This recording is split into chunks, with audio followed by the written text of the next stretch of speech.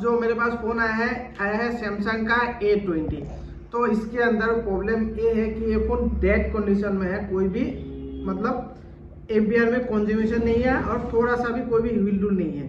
तो फिलहाल मैं आपको थोड़ा सा मेरे जो डीसी पावर सप्लाई इसके अंदर मैं दिखा देता हूँ। तो इधर आके डीसी पावर सप्लाई में दिखाना।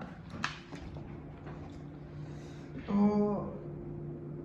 आप देखिएगा यहाँ पे जब भी मैं इसको मतलब मेरी जो डीसी पावर सप्लाई है उसको जब लगाता हूँ तो ऑटो कंज्यूमेशन लेता है 46 ऑटो एम्पियर कंज्यूम करता है। यहाँ पे देखो 63, जैसे ही लगाए 63, और जब पावर की दबाता हूँ तो इसके अंदर कोई भी हमारी रेस्पॉन्स नहीं आता है। तो मैं एक बार पावर की दबा के भी दिखाता हूँ आपको। यहाँ पे दिखाना, यहाँ पे देखो ऑटो एम्पियर कंज्यूम कर रहा है 63, और मैं अभी पावर की को ट्रिगर करता हूँ। यहाँ पे देखो जब मैं पावर की को ट्रिगर किया इसके अंदर कोई भी रेस्पॉन्स नहीं है। तो ऐसा क्यों है? देखो पावर की ट्रिगर कब करता है? जब पावर एसी के अंदर हमारी वोल्टेजेस जाता है जो 3.7 चाहिए वोल्टेज, तभी पावर एसी जो मतलब पावर एसी ट्रिगर करेगा। पावर एसी में 3.7 वोल्टेज जाना होगा। तो हम अभी देखते हैं कि पावर एसी के अंदर 3.7 वोल्टेज जा रहा है या नहीं। तो चलो यहाँ पे दो पोल मिल रहा है, एक मिल रहा है ऑटो एम्पियर कंज्यूमेशन और दूसरा है कि पावर की ट्रिगर नहीं कर रहा है। तो पावर सबसे पहले हम पावर की को ट्रिगर कराएंगे, क्योंकि हो सकता है कहीं से थोड़ा सा लीकेज हो सकता है। तो इसलिए हम उसको साइड पे रखेंगे और उसके बाद हम क्या करेंगे, पावर एसी को ट्रिगर करेंगे। पावर एसी को ट्रिगर करने के लिए हमें क्या चाहिए होगा, पावर एसी के अंदर 3.7 वोल्टेज चाहिए होगा। तो हम उसको अभी ट्रिगर करवाते हैं। जो फोन है ना, इस फोन के अंदर हमने क्या किया है कि इसकी जो पावर एसी के ऊपर जो सील लगा होता है उस सील को निकाल दिया है। निकालने के बाद हम अभी सबसे पहले बैटरी की एक बार वोल्टेजेस को चेक कर लेते हैं कि बैटरी में कितनी वोल्टेज है। बैटरी में फिलहाल कोई भी चार्ज नहीं है, देखिए, क्योंकि ऑटो एम्पियर कंज्यूमेशन कर रहा है। तो इसकी जो बैटरी की जो जितने भी सारे एम्पियर और वोल्टेजेस था वो सारा खत्म हो गया है। तो हम भी क्या करेंगे, इसको डीसी पावर सप्लाई से वोल्टेजेस डालेंगे। चलो, जब मैंने इसके अंदर वोल्टेजेस डाला तो यहाँ पे देखो ऑटो एम्पियर कर रहा है, कितना एम्पियर कंज्यूमेशन कर रहा है दिखाओ, 0.64 ऑटो एम्पियर कंज्यूमेशन कर रहा है। तो हम क्या करेंगे, अभी अपने मल्टीमीटर से पावर एसी को ऑन करने के लिए जो 3.7 वोल्टेज चाहिए होता है उसको हम देखेंगे कि हमारी मिल रहा है या नहीं मिल रहा है। तो मल्टीमीटर को वोल्टेज पोर्ट पे सेट हो चुका है। हम अभी पावर एसी के पास चेक करते हैं, जो हमारी पावर एसी ऑन होने के लिए 3.7 वोल्टेज चाहिए होता है वो मिल रहा है कि नहीं मिल। इस तरह कोई वोल्टेजेस नहीं है, इस तरह भी कोई वोल्टेजेस नहीं है। मल्टीमीटर में दिखाना, तो यहाँ पे देखो कोई वोल्टेजेस नहीं आ रहा है और इस तरफ भी कोई भी वोल्टेजेस नहीं आ रहा है।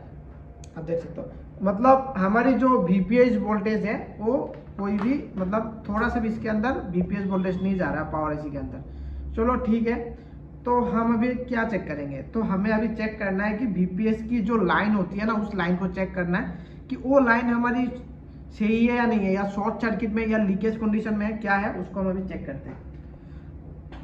तो हमें अभी मल्टीमीटर को डायोड मोड पे डालना है।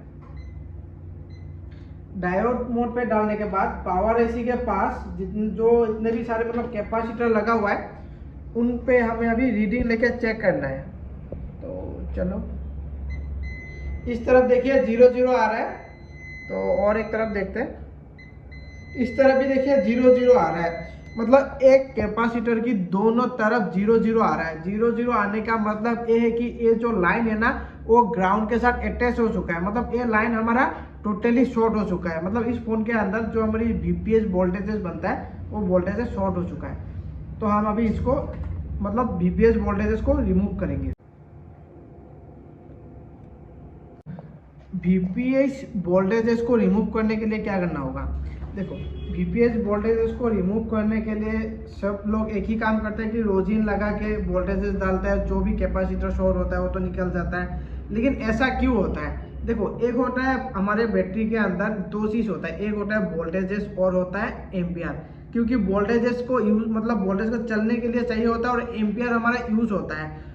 जब ये वीपीएस शॉर्ट होता है ना, जहाँ पे भी जो भी कैपेसिटर इसके अंदर शॉर्ट है उसी कैपेसिटर से क्या फ्लो होगा, एम्पियर फ्लो होगा ग्राउंड के थ्रू। मतलब प्लस लाइन से ग्राउंड से एम्पियर फ्लो होगा जो भी कैपेसिटर शॉर्ट है। तो अगर एम्पियर फ्लो हो रहा है ना तो एम्पियर मतलब यूज हो रहा है, तो इसीलिए वो कैपेसिटर हमेशा हमारा मतलब बहुत हीट हो रहा है।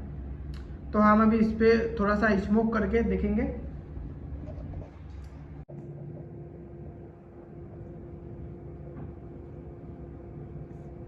तो देखिए हमने इस फोन को चारों तरफ से स्मोक कर लिया है। स्मोक करने के बाद हम अभी वोल्टेजेस डालेंगे बीपीएस के ऊपर। यहाँ पे रेड वाला रेड पे ले लेते हैं, ब्लैक वाला ब्लैक पे।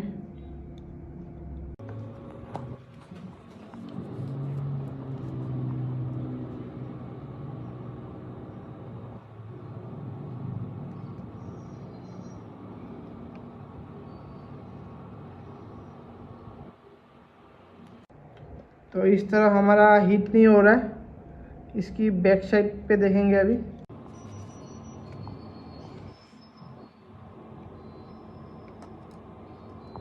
चलो कोई नहीं।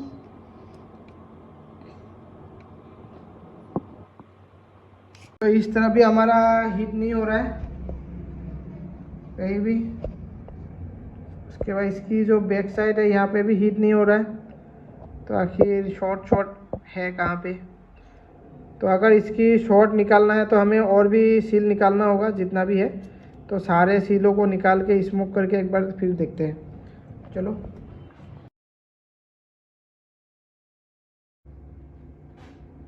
तो देखिए हमने इस फ़ोन का सारा सील निकाल लिया है। निकालने के बाद अभी इसके अंदर बीपीएस जो लाइन है उसके अंदर हम वोल्टेजेस और एम्पियर दोनों को डालेंगे। यहाँ पे डालते हैं, थोड़ा सा टाइम वेट करते हैं। कभी कभी क्या होता है ना कि अगर शॉर्ट सर्किट ज़्यादा हो गया ना मतलब तभी थोड़ा सा कैपेसिटर हमारा हीट नहीं होता है, टाइम लगता है कैपेसिटर को हीट होने में लिए।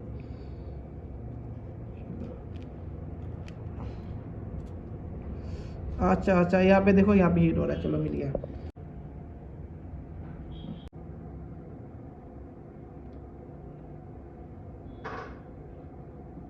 यहाँ पे जैसे ही मैंने यहाँ पे डाल दिया था एम्पियर, यहाँ पे ये कैपेसिटर हीट हो रहा है। मैं फिर डालता हूँ।